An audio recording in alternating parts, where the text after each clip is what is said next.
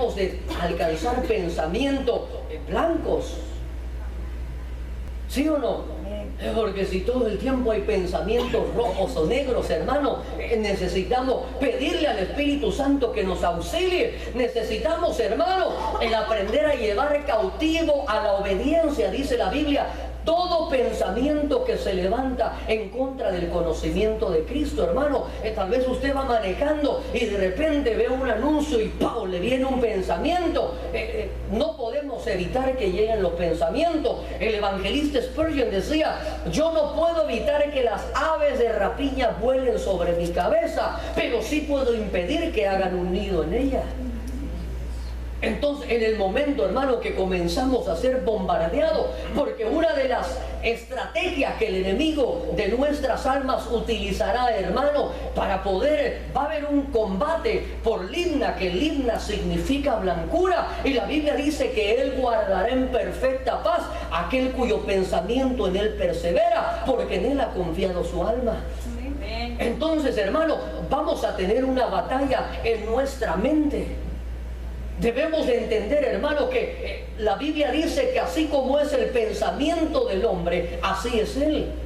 Entonces, hermano, debemos de aprender que en este combate, en esta conquista, recuerde que la primer Canaán que tenemos que conquistar es la Canaán interior, hermano. Y aquí, hermano, hay una lucha impresionante, y es por eso que usted y yo debemos de anhelar alcanzar que nuestro cabello, mire, no físicamente, pues yo sé que usted se los pinta o se hace cosas ahí para que no se le hagan blanco, pero me refiero en el sentido espiritual, hermano. Él es el modelo a imitar, y la Biblia dice, el apóstol Juan cuando lo observa dice: su cabeza y sus cabellos eran blancos como la blanca lana y como la nieve. Mire, le hago una pregunta, pero usted contéstesela a usted mismo. ¿Cómo están nuestros pensamientos, hermano? Mire, qué silencio. Si el Espíritu Santo nos pusiera un micrófono, ¿verdad? Pero debemos de entender, hermano, que esa batalla en nuestro interior por nuestros pensamientos. ¿Sabe que en la medida que nosotros sometemos, hermano, la Biblia dice que las armas de nuestra milicia no son carnales, sino que son espirituales? Y son poderosas para la destrucción de fortalezas. ¿Y sabe usted dónde radica la fortaleza? Aquí en nuestra mente, hermano. Aquí es donde el enemigo comienza a construir fortalezas, hermano. Ahí es donde el enemigo quiere mantenernos esclavizados. Ahí es donde el enemigo quiere mantenernos cautivos, hermano. Pero por eso la Biblia dice que Él no nos ha dado un espíritu de cobardía, sino que nos ha dado un espíritu de amor, de poder y dominio propio, hermano. Mire, nadie podemos decir es que yo no puedo controlar estos pensamientos, porque si la Biblia dice, hermano, que es más poderoso el que está en nosotros, entonces esto quiere decir que sí podemos llevar cautivo a la obediencia esos pensamientos que se rebelan en contra del conocimiento de Cristo. Porque nuestros pensamientos, hermano, tienen que estar, yo no le digo que todo el día, pero debemos de aprender a ser sensibles, hermano. Y cuando comencemos a detectar que hay pensamientos que no vienen de parte de Dios, inmediatamente comencemos a atacarlos con pensamientos de Dios. La Biblia dice: en todo lo bueno, en todo lo justo, en todo lo recto, en todo lo de buen hombre, si algo hay digno de alabanza, en esto pensad, dice el apóstol Pablo. Nuestra batalla, hermano, por Libna comienza en nuestros pensamientos. Mire, hermano, yo no sé si usted cree que tenemos un Dios que nos habla. Amén. Y nos habla aquí. A nuestro corazón. ¿Verdad que no usted audiblemente, muy escasas ocasiones, llegamos a escuchar la voz de Dios? Pero normalmente, ¿en dónde le escuchamos? En el corazón. Pero el asiento de las emociones, el corazón está íntimamente ligado con la mente, porque cuando la Biblia nos dice sobre toda cosa guardada, guardad vuestro corazón, la palabra del original es el nefesh, y el nefesh es el alma. Y el alma, hermano, se relaciona con la mente. Entonces, sobre toda cosa guardada, dice la Biblia, tenemos que guardar nuestro corazón, que nos está hablando de nuestra mente. Porque mire, hermano, si todo el día, hermano, usted y yo andamos pensando cosas chucas, andamos pensando maldades, andamos pensando cosas que no agradan al Señor, hermano, ¿cómo vamos a querer de repente, Señor, háblame, si el Espíritu Santo todo el día no ha podido tener un lugar para poder hablarnos? Pero si usted, hermano, comienza a contender, la Biblia dice en el libro de Romanos capítulo 12:1, no os conforméis a este siglo. Mire, hermano, en su trabajo, ¿de qué hablan sus compañeros de trabajo? Cuando están en break. De las novelas. ¿Verdad que novelas, chistes, pero puros chistes malos, ¿verdad? De las maldades que han andado, puras cosas que realmente no lo edifican a uno para nada. Entonces, hermano, usted y yo debemos de entender que no nos podemos conformar a la corriente de este siglo. Romanos 12:1 dice, no os conforméis a este aión, a esta era, a esta época, a este siglo, sino antes bien dice, renovaos. ¿Y cómo nos vamos a renovar, hermano? Mediante la transformación de nuestro entendimiento. Y el entendimiento, hermano, nos está hablando del corazón, de nuestro ser interior. Por eso el apóstol Pablo dijo, yo oro para que sean abiertos los ojos de vuestro entendimiento. Y cuando se abren, hermano, los ojos del entendimiento, ¿cómo se abren? Mediante la transformación. Cuando estamos, hermano, renovándonos en él, hermano, el Señor le dijo a Josué, Josué, que esta palabra no se aparte de tu boca, sino que lo que vas a hacer, Josué, es que en ella vas a meditar de día y de noche. Mire, hermano, ¿y será que Josué no iba a dormir? Écheme una manita. ¿Y cómo iba a meditar en ella de noche? ¿En sus sueños? ¿En sus sueños? Mire, hermano, sí. Efectivamente, si durante el día, hermano, usted se avienta la película del Chucky y después ve ahí la de Freddy Krueger y para terminar ve... ¿cuál otra? El Exorcista, hermano. Y ya se echa una oración, Padre, gracias en el nombre de Jesús. Amén. Espíritu Santo, háblame en sueños. ¿De qué cree que va a estar hablándole en la noche, hermano? Va el Chucky ahí atrás, hermano. El Chucky, el Chuco y todos los malos, hermano, porque... ¿Por qué? Porque el Señor le dijo, si meditas en esta palabra de día... algo va a suceder que en la noche, por medio del sueño, en la Biblia dice que el Señor le dijo a los discípulos, no os preocupéis por lo que habéis de decir, sino que el Espíritu Santo tomará de lo mío. Hermano, pero mire, es como la hermana, si el hermano le dice, tome de lo mío, y va a la cartera y la abre y está vacía, ¿de dónde va a tomar? Si nosotros, hermano, a nuestro espíritu no le agregamos la palabra, viene el Espíritu Santo y como cuando la olla se quedó vacía, solo soy el raspón, pero no sale nada.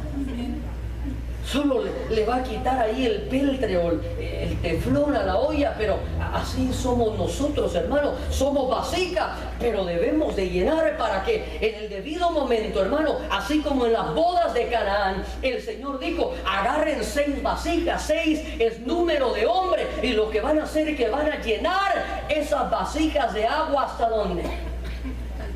Hasta el borde. Y cuando se haya llenado, entonces ocurre la transformación. Cuando tú y yo nos llenamos de la palabra, hermano, ¿sabe que es ahí? Hasta que usted y yo comenzamos a llenarnos, hermano, cuando comienza a haber una transformación del logos al rema de Dios, y usted, hermano, comienza a entender de una manera diferente, hermano, porque el Espíritu Santo toma de lo suyo, agarra el agua y la transforma en vino y te la hace saber, y de repente tú dices, wow, ¿por qué, Señor, esto nunca lo habías visto? Porque estaban cegados los ojos del entendimiento. Pero cuando nuestros pensamientos, hermano, perseveran en el Señor, mire, aunque usted no entienda, hermano, compre, usted dirá, no se me graba nada, compre su audiobiblia, hermano, y si no yo se la grabo, hermano, compre un iPod y le metemos la audiobiblia y esté escuchando la palabra de Dios, la palabra de Dios. Y usted dirá, hermano, pero yo tengo mente de teflón, hermano, tal vez así lo creerá usted, pero la Biblia dice que la palabra que sale de su boca no regresará vacía, sino que antes bien cumplirá el propósito para el cual ha sido enviada y será prosperada. Y de repente, hermano, ¿sabe que por eso? Mire, en una ocasión un pastor ya de edad me dijo, mijo, qué lindo cuando están intercediendo, pero me dijo, ¿sabes cómo yo me doy cuenta de una persona cuando, cómo está su termómetro espiritual cuando lo pongo a interceder? ¿Y sabe cómo me doy cuenta? Dice, porque le doy el micrófono y a los 2 minutos ya se le acabó lo que tiene que decir.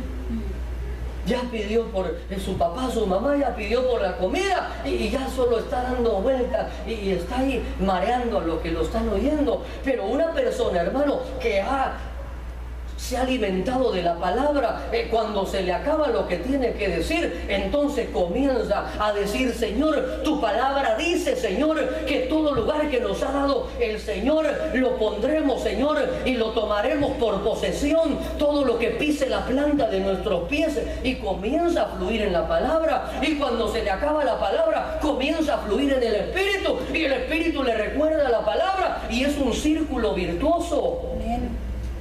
Pero si no nos alimentamos de palabra, mire cómo está pintando y se le acaba la pintura y solo mete la brocha. Entonces, hermano, la batalla por Libna será una, gracias hermanita, será una batalla primeramente ¿en dónde? En la mente. Dígale, o usted vea si ya tiene algo blanco en su cabello. ¿Cómo están sus cabellos, hermano? No, pero estoy hablando espiritualmente. Blancos. Mire, porque si no, Santa Claus nos ganaría a todos, hermano. La batalla de Libna comienza en nuestros pensamientos.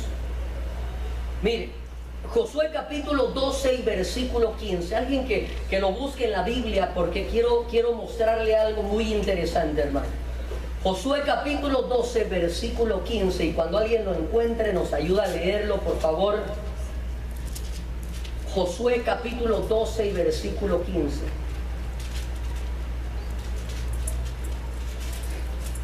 El rey de Libna, otro. El rey de Adulán, otro. Ok, mire. Ahí es el versículo 15, pero en el versículo 1 comienza el autor o el escritor a narrar cada uno de los reyes que Josué enfrentó. Ahora le voy a pedir que comience a contar cada uno de los reyes hasta llegar al rey de Libna.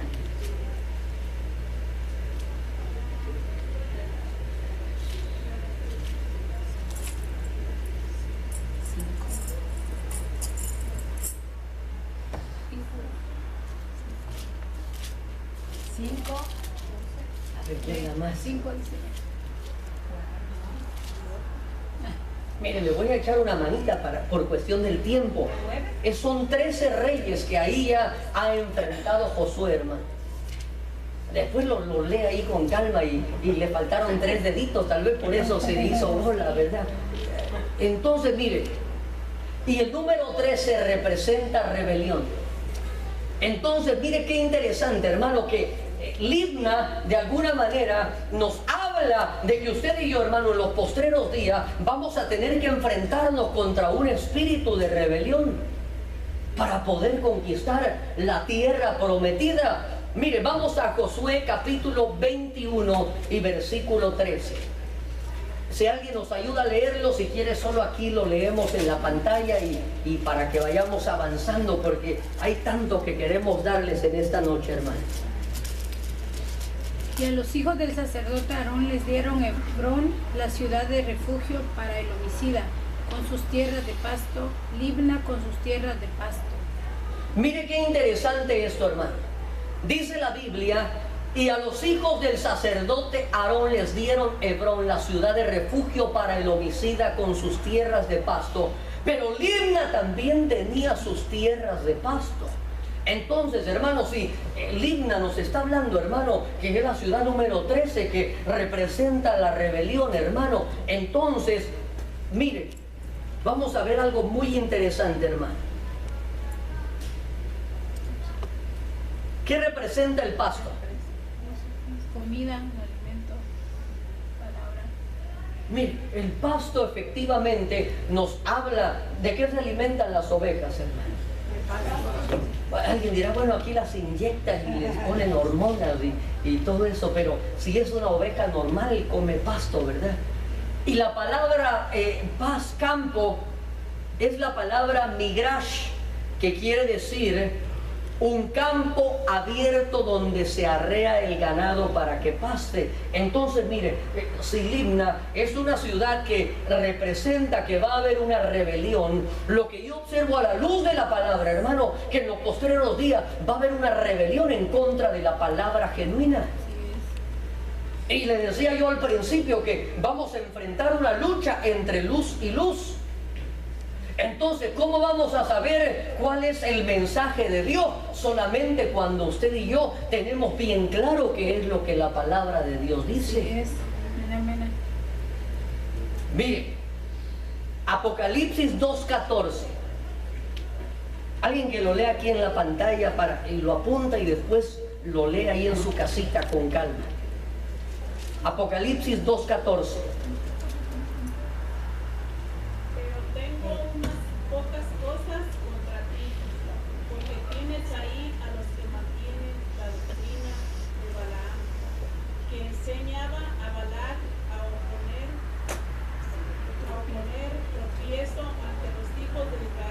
Mire, detengámonos un momentito. Ahorita sigue leyendo, hermana.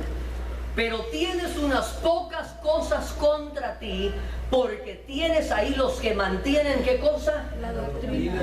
¿Y qué cosa es doctrina? Enseñanza. Enseñanza. Entonces le decía yo que es una enseñanza, pero una enseñanza que se revela en contra de lo que Dios ya ha establecido. Recuerde que Balaam sale como adversario contra los hijos de Israel y dice que enseñaba a Balac a poner tropiezo a los hijos de Israel. Ahora sí, siga, hermanita, por favor. A comer cosas sacrificadas a los ídolos y a cometer actos de inmoralidad. Mire qué interesante esto, hermano. Las doctrinas que usted y yo vamos a enfrentar de los movimientos de las iglesias emergentes, hermano, para tratar de congraciarse con las multitudes, hermano, serán doctrinas que cuando se exponen, hermano, mire, no incomodarán a nadie. En estos días me comentaba mi esposa que no sé si fue ayer o hoy que salió una noticia en todos los medios que por primera vez un hombre transexual le hicieron toda una revista de una de las revistas más famosas. ¿Quién escuchó esa noticia? ¿Verdad que sí? Miren, nunca en la historia. Y sabe que me decía mi esposa que cuando salió esta revista a la venta, en el lapso de una hora se había vendido más de 1 millón de ejemplares.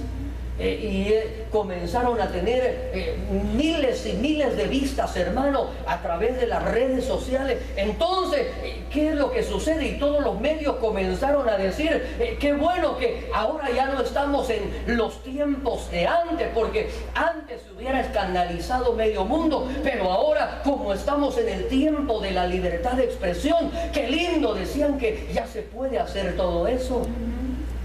Y sabe que Babilonia, hermano, de alguna manera está también influenciando a la iglesia. Y ahora, hermano, ya no solo el mundo está contaminado, sino que ahora también muchas iglesias comienzan a secularizarse con el propósito, hermano, de no dar un mensaje que incomode a nadie. Entonces en los postreros días, hermano, vamos a enfrentar una oposición en una rebelión en contra de la palabra de Dios, hermano. Mire, y a usted tal vez alguien se le va a aparecer en la calle y le va a decir, pero ¿cómo es eso de que usted señala que el homosexualismo es malo, que usted no ama y que no la Biblia dice que Dios es amor? Entonces nos tiene que amar a nosotros. Y espero que usted ya no le vaya a decir que Dios ama al pecador. ¿Verdad que ya no? ¿Quién dijo esa cita? Mahatma. El Evangelio según San Mahatma Gandhi. Y a veces uno de creyente